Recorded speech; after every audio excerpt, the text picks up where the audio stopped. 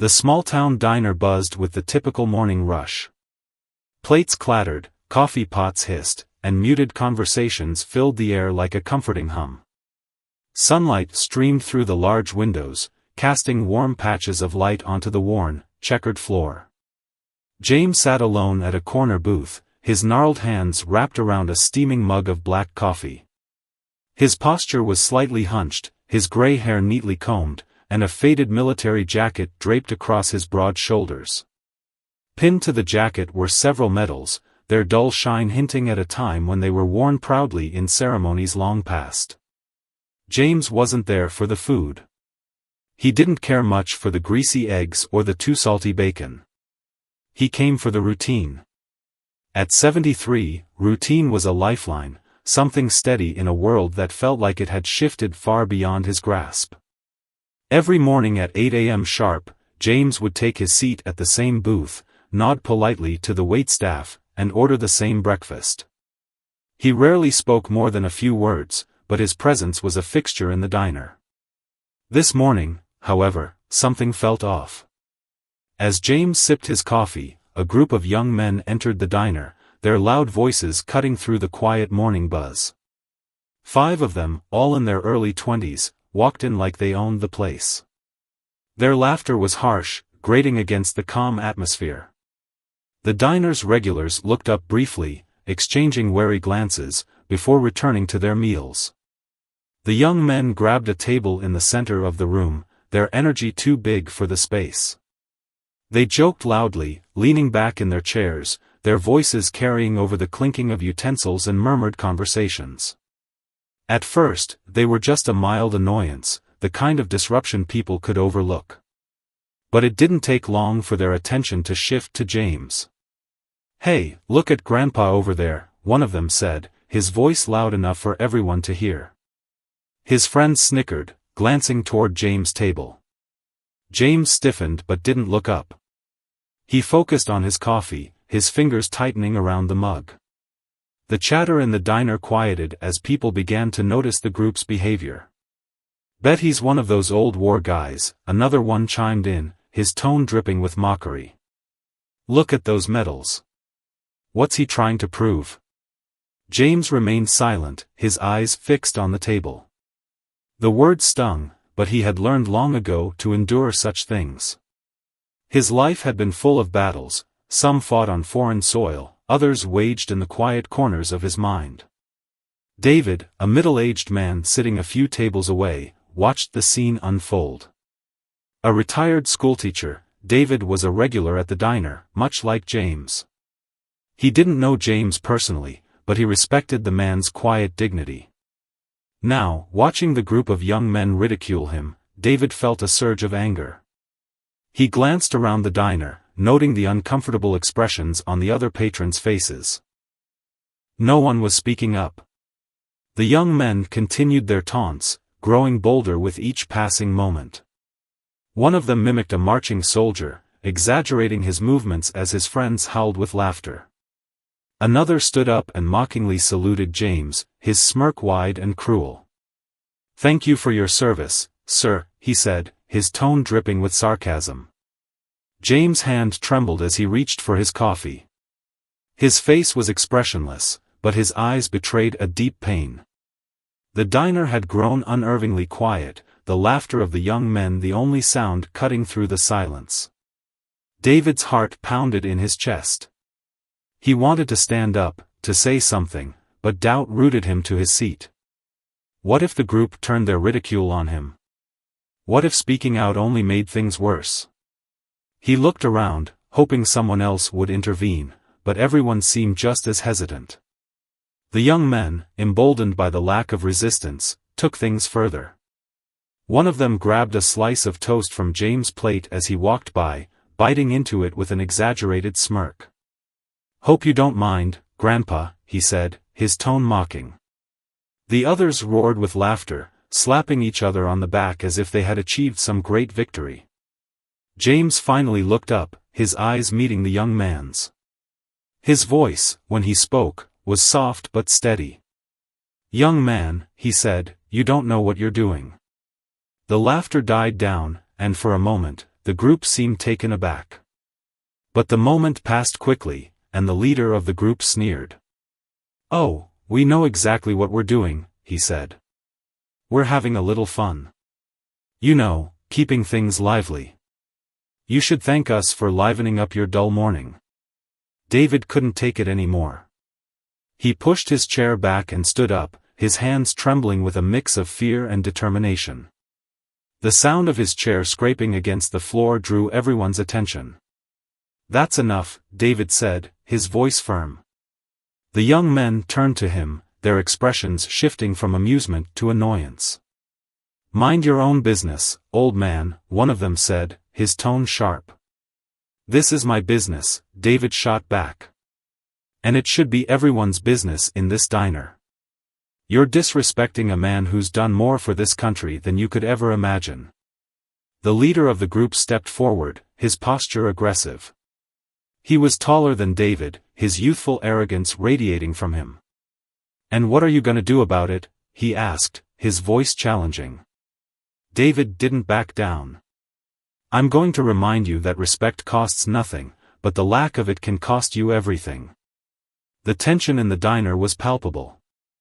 The other patrons watched in silence, their faces a mix of fear and admiration. James stood up slowly, his movements deliberate. He placed a hand on David's shoulder, his grip surprisingly strong. "It's all right," James said softly. "They don't know any better." But David shook his head. "No, it's not all right. They need to learn." The leader smirked. "Learn what? How to be boring like you two?" Before David could respond, an elderly woman who had been sitting near the counter stood up. "Shame on you," she said, her voice trembling with emotion. "That man has given more for this country than you'll ever understand. You should be thanking him, not mocking him." Her words seemed to break something in the room. One by one, other patrons began to speak up, their voices firm and unwavering. "Yeah, leave him alone. Show some respect." The young men looked around, their confidence faltering as the weight of the room turned against them. For the first time, the leader of the group seemed unsure. He glanced at his friends, who now looked less amused and more uncomfortable. James stepped forward, his eyes fixed on the leader. "You think you're strong because you can tear someone down," he said, his voice steady. "But real strength is in building others up. You'll understand that someday, if you're lucky." The leader stared at him for a moment, his jaw tight. Then, without a word, he turned and walked out of the diner. His friends followed, their laughter and bravado replaced by silence. As the door swung shut behind them, the diner erupted in applause. James looked around, his eyes glistening with tears. He nodded to the patrons, a quiet thank you in his expression. David sat back down, his hands still trembling. He felt a rush of emotions, relief, pride, and an overwhelming sense of gratitude. He glanced at James, who gave him a small, grateful smile. The moment had passed, but its impact lingered. Everyone in the diner knew they had witnessed something important, something that would stay with them long after the plates were cleared and the coffee cups refilled. And for James, a man who had faced countless battles, it was a reminder that he wasn't alone. In this small diner, among strangers and friends, he had found a community willing to stand by him. The diner settled back into its usual rhythm after the young men left, but an air of unease lingered. For James, it was a quiet victory, but a bittersweet one. He nodded politely to the other patrons who had stood up for him, exchanged a brief, grateful glance with David, and resumed his seat. Yet, as he sipped his coffee, his thoughts churned, replaying the incident in his mind. James was no stranger to hostility. He had faced it on battlefields, in the streets upon returning home, and even in the silence of those who looked away when his sacrifices should have been acknowledged. He had learned to bear it, to carry it quietly, but this morning's events had scratched at old wounds. As the minutes ticked by, a sense of quiet camaraderie settled over the diner. The patrons whispered among themselves, stealing glances at James. They wanted to say something, but how do you thank someone for enduring such indignities, for carrying the weight of battles fought long ago, and for doing so with dignity? David couldn't shake the scene from his mind. He watched James for a moment, then stood and walked over to his table.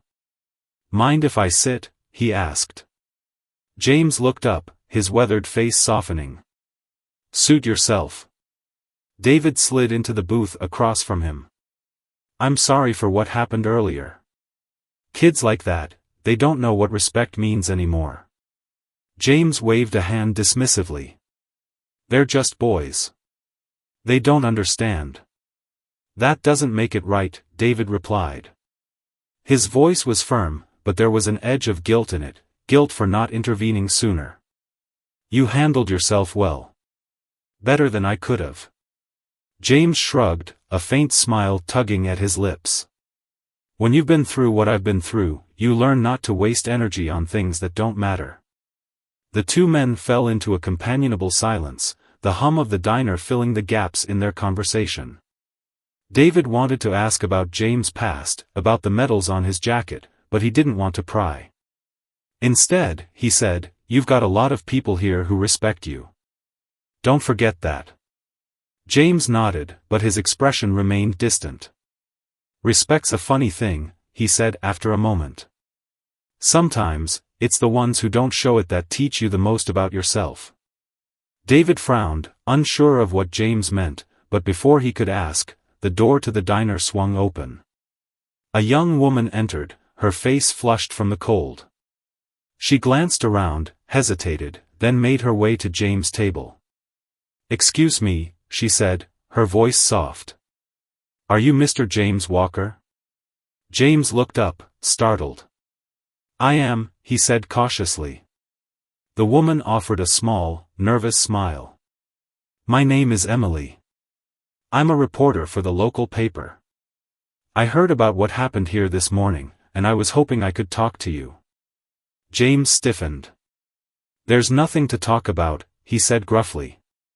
But Emily didn't back down. "Sir, I think there is. People need to hear stories like yours. They need to understand what you've been through, what you've done for this country." James glanced at David, who gave him an encouraging nod. After a moment, he sighed and gestured to the seat beside him. "All right. But I'm not promising anything." Emily slid into the booth, pulling out a small notebook and pen. "Thank you," she said earnestly. "First, can you tell me about the medals you're wearing?" James hesitated, his fingers brushing over the medals on his jacket. "This one," he said, pointing to a bronze star, "was for bravery in combat. And this," he added, touching another, "was for saving the lives of my unit during an ambush." Emily's eyes widened. "That's incredible. Can you tell me more about the ambush?" James' gaze grew distant, his voice taking on a hollow tone. "It was in Vietnam. We were on patrol when we got caught in an ambush. The enemy had us pinned down. I was the radio operator, so I called for air support while trying to keep my men together. We lost some good people that day, but we made it out alive. Most of us, anyway." David listened intently, his respect for James growing with each word. Emily scribbled furiously in her notebook, her face a mix of awe and sorrow. "Why didn't you tell anyone about this before?" she asked. James shrugged. "Didn't see the point. The people who need to know already do. The rest, well, they've got their own lives to worry about." Emily shook her head. "That's not true. People need to hear this. They need to understand the sacrifices you made." James smiled faintly. "Sacrifices don't mean much if you're the only one talking about them."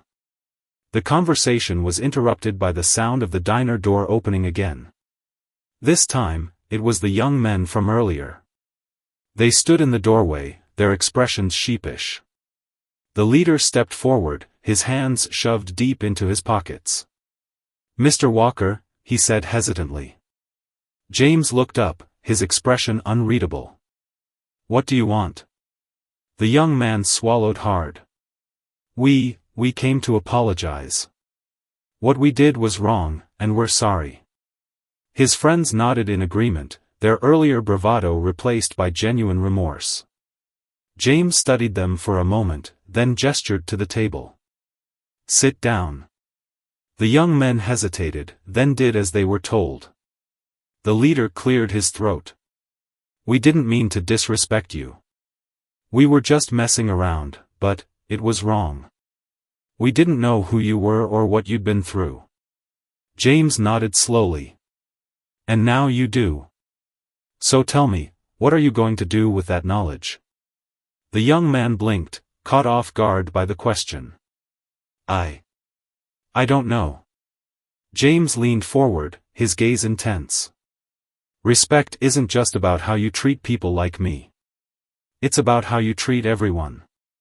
You don't have to know someone's story to show them kindness. That's what makes us human. The young man nodded, his eyes downcast. You're right. We'll do better.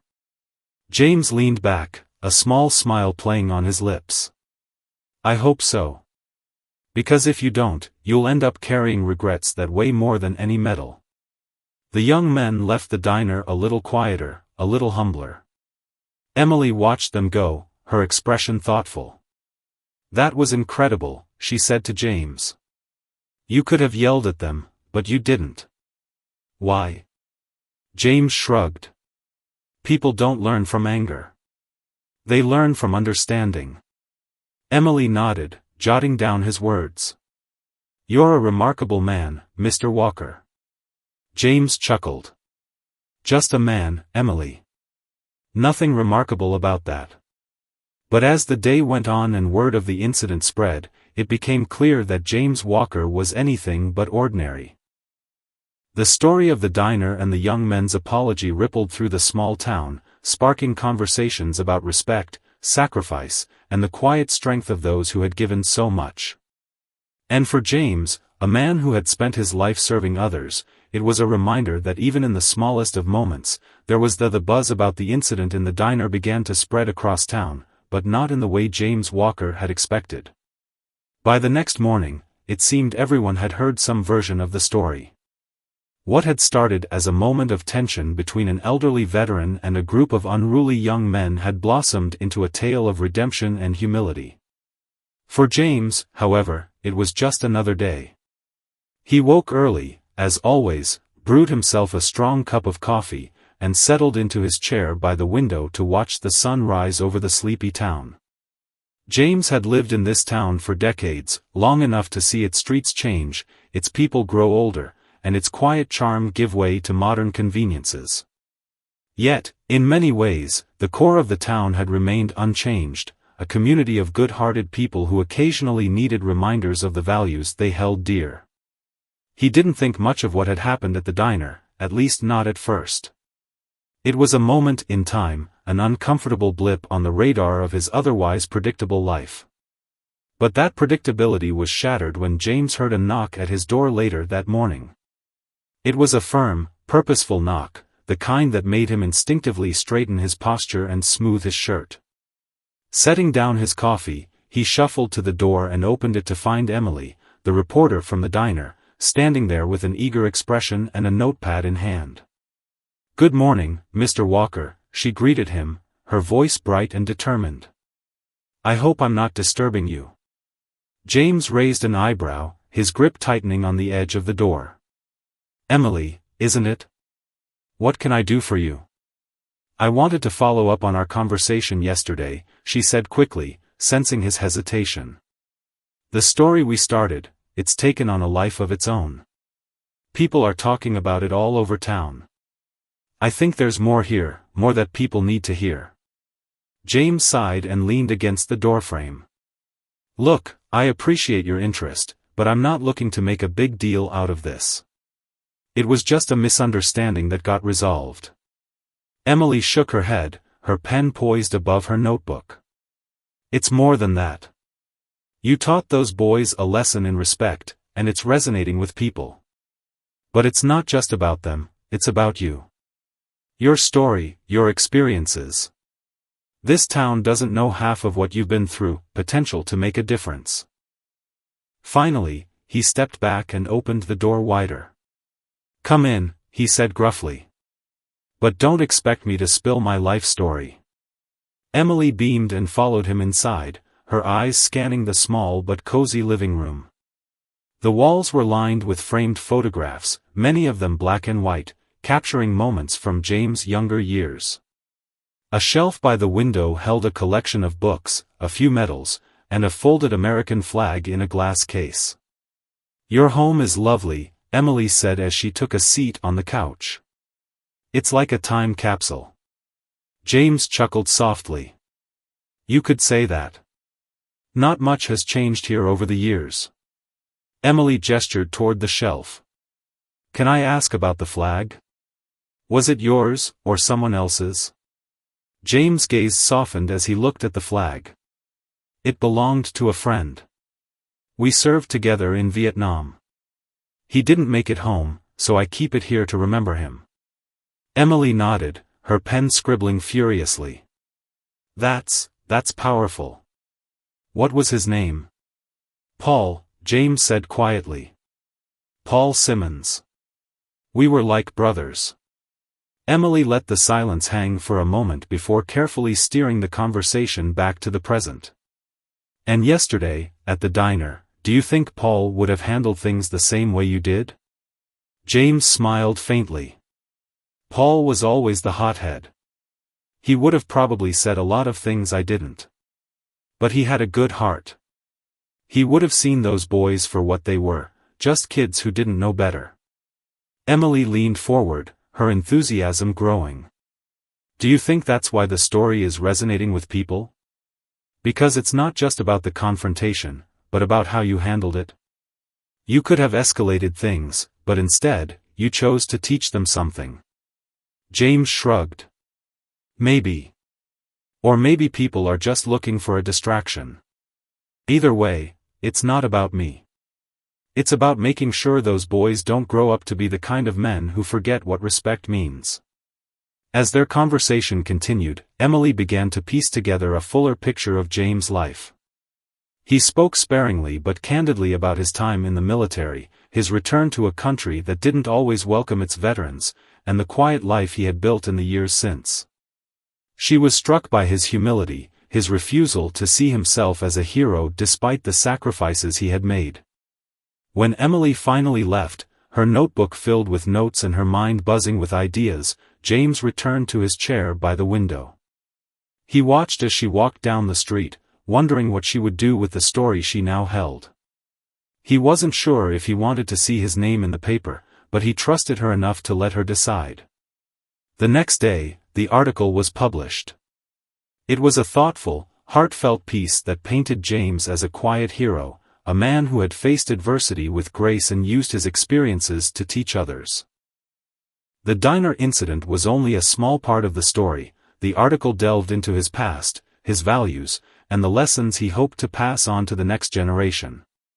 The response was immediate and overwhelming.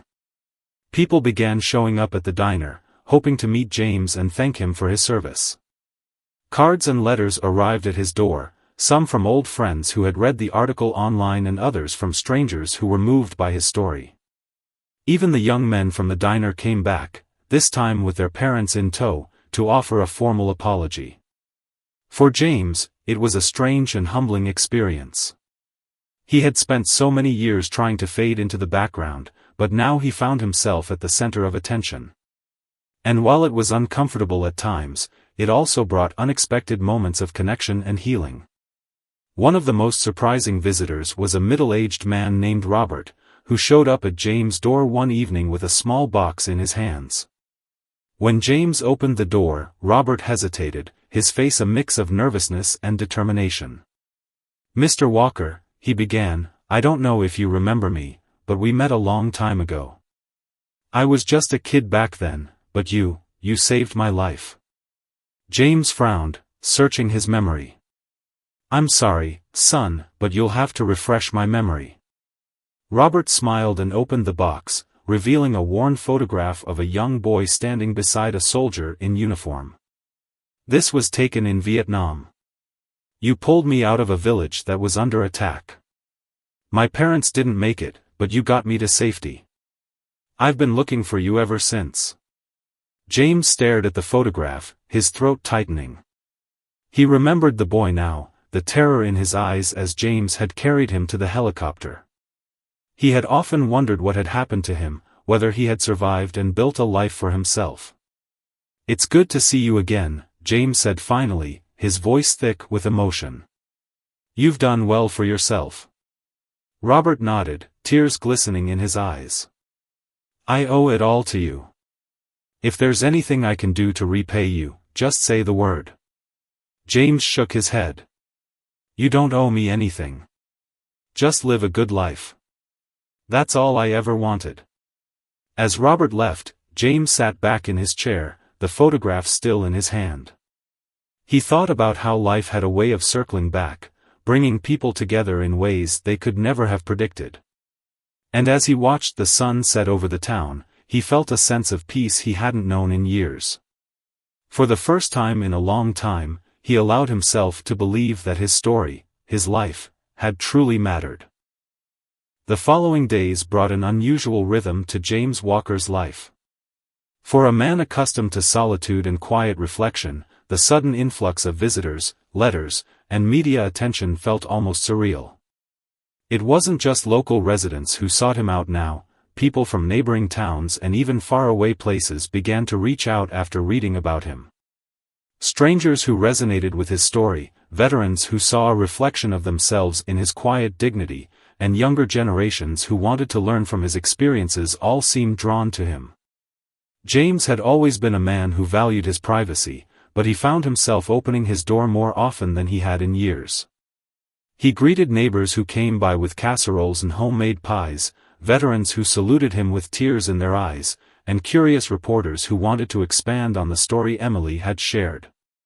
Though it was overwhelming, James recognized something he hadn't felt in years, a sense of connection, a belonging to a community that valued his presence. One afternoon, as James was tending to his small garden in the backyard, a group of high school students approached his gate. He noticed them immediately, their nervous shuffling and whispered conversations betraying their uncertainty. Wiping his hands on a towel, James straightened and walked over, his expression calm but curious. "Afternoon," he said, his voice steady. "What brings you here?" A tall boy, clearly the leader of the group, stepped forward. He held out a notebook, its cover filled with scribbles and doodles. "Mr. Walker, we're from the high school history club. We've been learning about Vietnam in class, and when we read about you in the paper, we thought it'd be cool to talk to someone who was actually there." James raised an eyebrow, suppressing a smile. "You think war is cool, do you?" The boy's face flushed, and he quickly shook his head. "No, sir.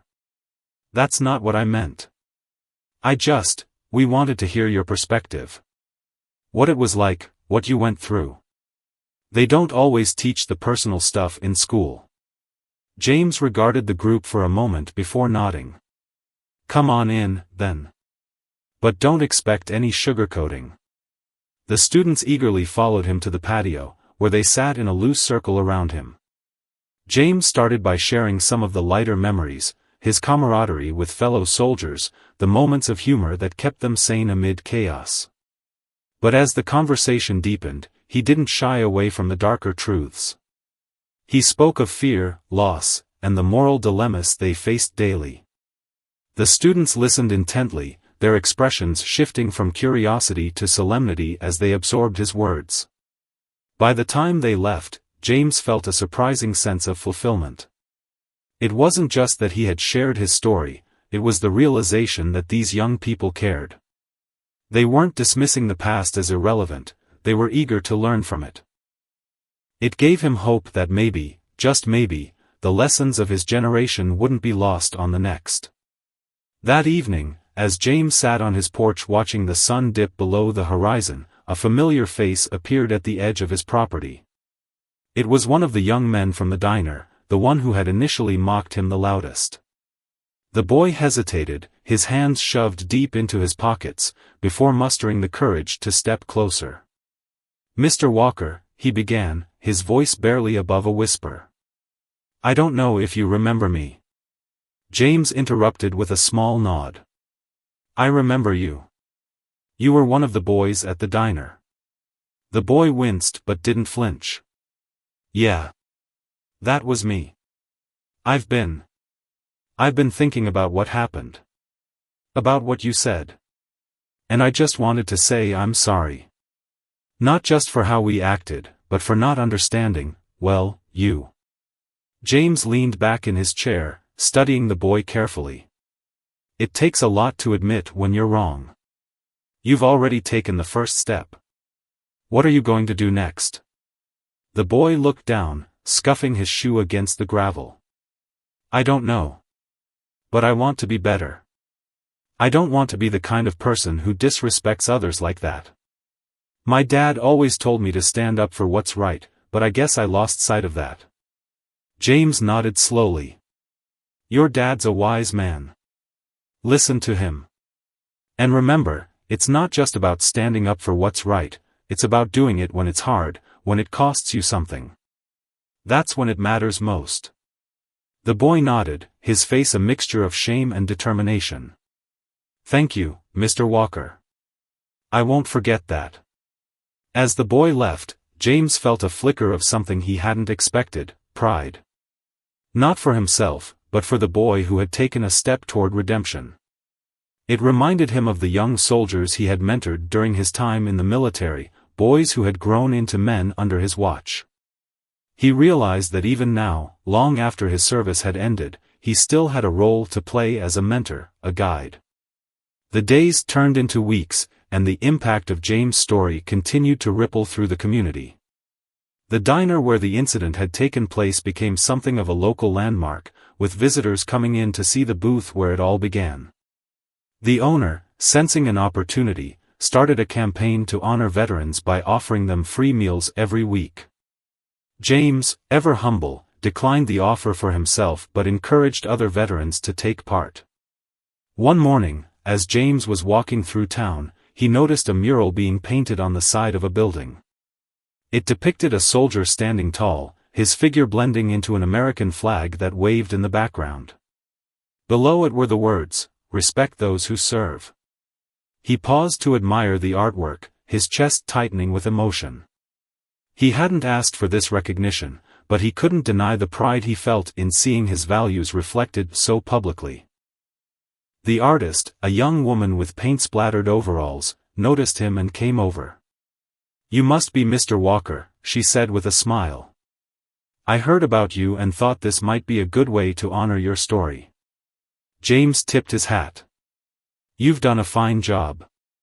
It's not about me, though, it's about everyone who's served. This mural will mean a lot to them." As the mural neared completion, it became a gathering point for the community. Veterans and their families came to take pictures, share stories, and connect with one another. James found himself at the center of it all, a reluctant but grateful figurehead for a movement that had grown far beyond him. Yet amid all the positive change, there were still challenges. Not everyone in the community saw James as a hero. A few critics questioned the attention he was receiving, arguing that there were other stories, other people, just as deserving of recognition. James, for his part, agreed with them. He didn't see himself as special, just a man who had done his duty and tried to live with integrity. But the community saw things differently.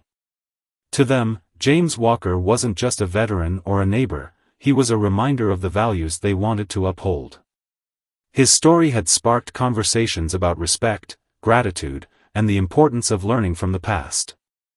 It had brought people together in ways that few things could, creating a sense of unity that had been missing for far too long. As James sat on his porch that evening, watching the stars come out, he felt a profound sense of peace. He knew that life would eventually return to its quieter rhythms, that the attention would fade, and the world would move on. But for now, he was content to be a part of something larger than himself, a story that, like the mural in town, would stand as a testament to the power of respect and the enduring strength of community. The air in the town had shifted since the mural's completion. There was a palpable sense of unity and a shared purpose that seemed to ripple through the community. For James Walker, life remained a blend of quiet reflection and unexpected attention. The mural, now a beacon of pride, brought visitors from all over the region. Some came to admire the artistry, while others sought to pay tribute to veterans like James. Despite his aversion to the limelight, he found himself increasingly at the center of events he never sought to lead. One crisp morning, James received a call from Emily, the young journalist who had written the original article about him. Her voice carried a mix of excitement and apprehension. "Mr. Walker, I have a proposal," she began. "There's been a lot of interest in expanding your story. A documentary team wants to interview you for a series about unsung heroes. They believe your story could inspire people far beyond our town." James leaned back in his chair, his brow furrowing. He had never seen himself as a hero, let alone one worthy of a documentary. "I'm not sure about that, Emily," he said cautiously. "I'm just a man who lived his life, nothing more." Emily's tone softened. "That's exactly why your story matters. It's about more than you, it's about the values you represent, the lessons we can all learn. You've already made such a difference here. Imagine what your story could do on a larger scale." James mulled over her words for several moments before sighing. "All right, but on one condition: it has to focus on the broader message, not just me." Emily agreed enthusiastically, and within days, a small film crew arrived at James' modest home. They were respectful and professional, setting up their equipment with care and explaining every step of the process. James sat in his living room, the walls adorned with photos and memorabilia from his years in the military and the quiet life he had built afterward. The director, a woman named Clara, began the interview with gentle questions about his upbringing and early years. James spoke candidly about his childhood, growing up on a small farm, and the values instilled in him by his parents: hard work, humility, and respect for others. As the questions delved deeper into his time in the military, James found himself revisiting memories he had long buried. He spoke of the camaraderie among his fellow soldiers, the harrowing battles they faced, and the moral complexities of war. His voice grew quieter as he recounted the friends he had lost, their faces etched into his memory. Clara listened intently, occasionally asking follow-up questions but never interrupting his flow. The crew captured every word, every subtle expression, and every pause that spoke volumes. By the end of the first day, James felt emotionally drained but oddly lighter, as if unburdening himself of these stories had given him a newfound sense of clarity. The next phase of the documentary involved capturing the impact of James' story on the community. The crew filmed the mural, the diner where the incident had occurred, and interviews with locals who had been touched by James' journey. Among them was the high school student who had apologized to James, now volunteering at a local veterans organization. He spoke passionately about how meeting James had changed his perspective and inspired him to make a difference. Another interview featured Linda, the waitress from the diner. She recounted the pivotal moment when she had confronted the young men and how James' quiet dignity had emboldened her to stand up for what was right. "He didn't raise his voice or demand respect," she said. "He simply commanded it by being the man he is. That's a lesson I'll carry with me forever." As the documentary took shape, James began to see the broader impact of his story. It wasn't just about him, it was about the ripple effect of kindness, respect, and integrity. The community had rallied around these principles, creating a wave of positive change that extended far beyond the diner incident. One afternoon, as James was reviewing the documentary's progress with Clara and Emily, a knock came at the door. When James opened it, he was met with an unexpected sight: a man in a sharply tailored suit, flanked by two uniformed officers. The man introduced himself as Colonel David Harris, a high-ranking officer in the military. "Mr. Walker," the colonel began, extending his hand, "it's an honor to meet you. I've been following your story, and I wanted to thank you personally for your service and the example you've set for all of us. James shook his hand, his grip firm but his expression wary. I appreciate that, Colonel, but I'm not sure what I've done to deserve a visit like this. The Colonel smiled. You've done more than you realize. Your story has reminded people of the values we hold dear, values that sometimes get lost in the noise of everyday life. As a token of our appreciation, we'd like to present you with a special commendation for your contributions to both your country and your community. The officers stepped forward, presenting James with a beautifully framed certificate and a medal. James stared at the items, his emotions a complex mix of pride, humility, and disbelief. He had received medals during his military service, but this felt different. This was a recognition of his character, not just his actions. The visit from Colonel Harris added another layer to the documentary, capturing James' reaction and the significance of the commendation. Clara made sure to emphasize that this moment was not about glorifying James but about celebrating the values he embodied. As filming wrapped up, the crew invited James to attend a community screening of the documentary. The event was held at the local theater, which quickly filled with residents eager to see the finished product. James sat in the front row, flanked by Emily and Clara, his hands clasped tightly in his lap. He wasn't sure what to expect, but as the lights dimmed and the opening scenes played, he felt a surge of emotion. The documentary began with the mural, its bold colors and poignant message setting the tone. It wove together James' story, the diner incident, and the community's transformation with a seamless blend of interviews, footage, and narration. By the time the credits rolled, there wasn't a dry eye in the theater. The audience rose to their feet, applauding not just the film but the man who had inspired it. James stood reluctantly, nodding in acknowledgement but avoiding the spotlight as much as possible. As the crowd dispersed, people approached him to share their thoughts, their gratitude, and their own stories. It was overwhelming but deeply moving, a testament to the power of human connection. That night, as James sat alone on his porch, he reflected on everything that had transpired. He thought about the young men at the diner, the community that had rallied around him, and the countless people who had reached out to share their own stories. He realized that while he hadn't sought this attention, it had given him a renewed sense of purpose. His story had become a catalyst for change, reminding people of the values that truly mattered.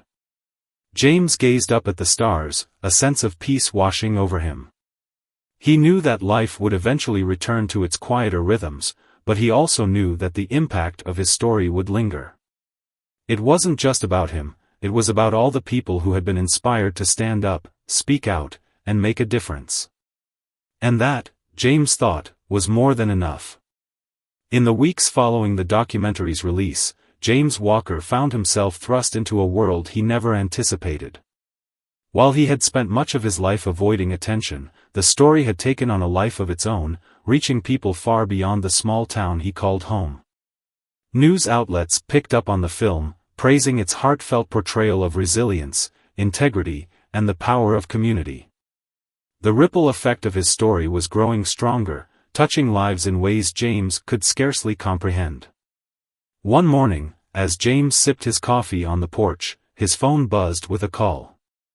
It was Emily, her voice brimming with excitement. "Mr. Walker, you won't believe this," she began.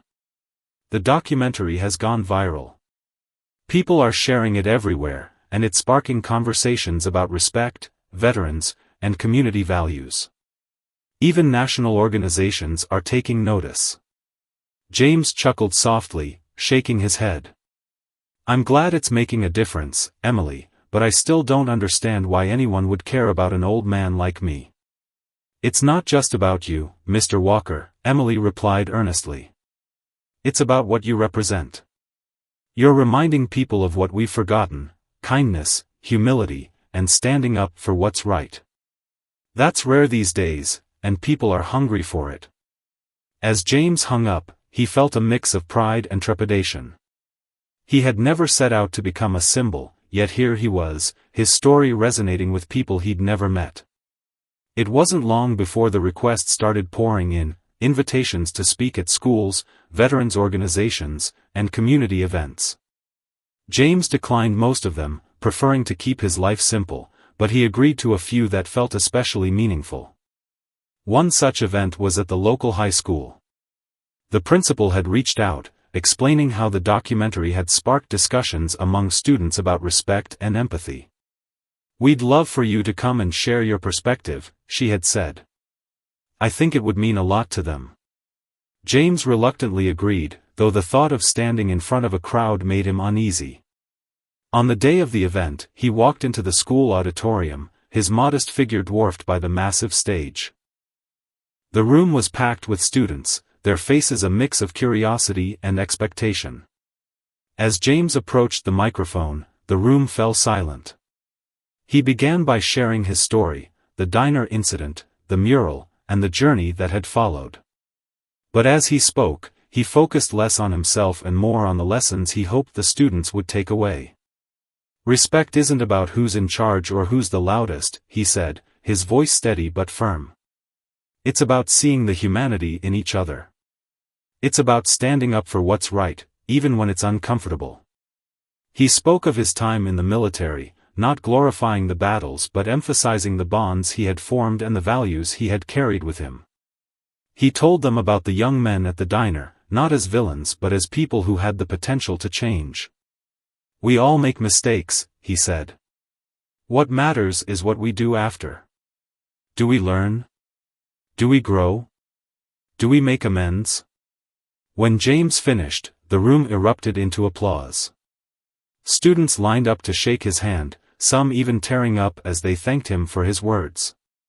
One young man, tall and lanky with a nervous energy, approached James hesitantly. "Mr. Walker," he said, his voice trembling, "I just wanted to say thank you. I've been struggling to figure out who I want to be, and hearing you today, it really helped." James placed a reassuring hand on the boy's shoulder. "You've got time to figure it out," he said gently. "Just remember, it's not about being perfect. It's about being better today than you were yesterday." The encounter stayed with James as he returned home that evening. He realized that, despite his reluctance, he had found a new purpose in sharing his story. It wasn't about fame or recognition, it was about planting seeds of change, one conversation at a time. Meanwhile, the documentary continued to gain traction, sparking debates on talk shows and social media platforms. People from all walks of life shared their thoughts, some reflecting on their own experiences, others pledging to make a difference in their communities. Donations poured into the local veterans organization, allowing them to expand their programs and support more people in need. The diner where the incident had occurred became a symbol of change, its walls are now adorned with photos of veterans and messages of gratitude. But not everyone was supportive. As the spotlight grew brighter, so did the scrutiny. Some questioned the authenticity of the story, accusing James of seeking attention or fabricating details. Others argued that the focus on one man's story overshadowed the broader systemic issues facing veterans. James tried not to let the negativity affect him, but it was difficult to ignore. One evening, as he sat on the porch, he received a visit from Colonel David Harris, the officer who had presented him with the commendation. The colonel, dressed in civilian clothes, carried a folder and a look of quiet determination. The room was packed with students, their faces a mix of curiosity and expectation. As James approached the microphone, the room fell silent. He began by sharing his story, the diner incident, the mural, and the journey that had followed. But as he spoke, he focused less on himself and more on the lessons he hoped the students would take away. "Respect isn't about who's in charge or who's the loudest," he said, his voice steady but firm. "It's about seeing the humanity in each other. It's about standing up for what's right, even when it's uncomfortable." He spoke of his time in the military, not glorifying the battles but emphasizing the bonds he had formed and the values he had carried with him. He told them about the young men at the diner, not as villains but as people who had the potential to change. "We all make mistakes," he said. What matters is what we do after. Do we learn? Do we grow? Do we make amends? When James finished, the room erupted into applause. Students lined up to shake his hand, some even tearing up as they thanked him for his words. One young man, tall and lanky with a nervous energy, approached James hesitantly. "Mr. Walker," he said, his voice trembling, "I just wanted to say thank you. I've been struggling to figure out who I want to be, and hearing you today, it really helped." James placed a reassuring hand on the boy's shoulder. "You've got time to figure it out," he said gently. "Just remember, it's not about being perfect. It's about being better today than you were yesterday." The encounter stayed with James as he returned home that evening. He realized that, despite his reluctance, he had found a new purpose in sharing his story. It wasn't about fame or recognition, it was about planting seeds of change, one conversation at a time. Meanwhile, the documentary continued to gain traction, sparking debates on talk shows and social media platforms. People from all walks of life shared their thoughts, some reflecting on their own experiences, others pledging to make a difference in their communities. Donations poured into the local veterans organization, allowing them to expand their programs and support more people in need. The diner where the incident had occurred became a symbol of change, its walls are now adorned with photos of veterans and messages of gratitude. But not everyone was supportive. As the spotlight grew brighter, so did the scrutiny. Some questioned the authenticity of the story, accusing James of seeking attention or fabricating details. Others argued that the focus on one man's story overshadowed the broader systemic issues facing veterans. James tried not to let the negativity affect him, but it was difficult to ignore. One evening, as he sat on the porch, he received a visit from Colonel David Harris, the officer who had presented him with the commendation. The colonel, dressed in civilian clothes, carried a folder and a look of quiet determination. As the years passed, the campaign grew, its reach extending far beyond what anyone had anticipated. James became a symbol of resilience and humility, a reminder that one person's story could spark a movement. And while the world around him changed, James remained grounded, his heart rooted in the values that had guided him all his life. One evening, as the sun dipped below the horizon, casting the sky in hues of orange and pink, James sat on his porch, reflecting on the journey he had never expected to take. He thought of the young men at the diner, the mural, the documentary, and the countless lives that had been touched along the way. He realized that, in the end, it wasn't about him, it was about the power of a simple act to ripple outward, changing lives and reminding people of the good they were capable of. And as the stars began to appear, James felt a profound sense of peace, knowing that his story, though rooted in one moment, had become a beacon for countless others.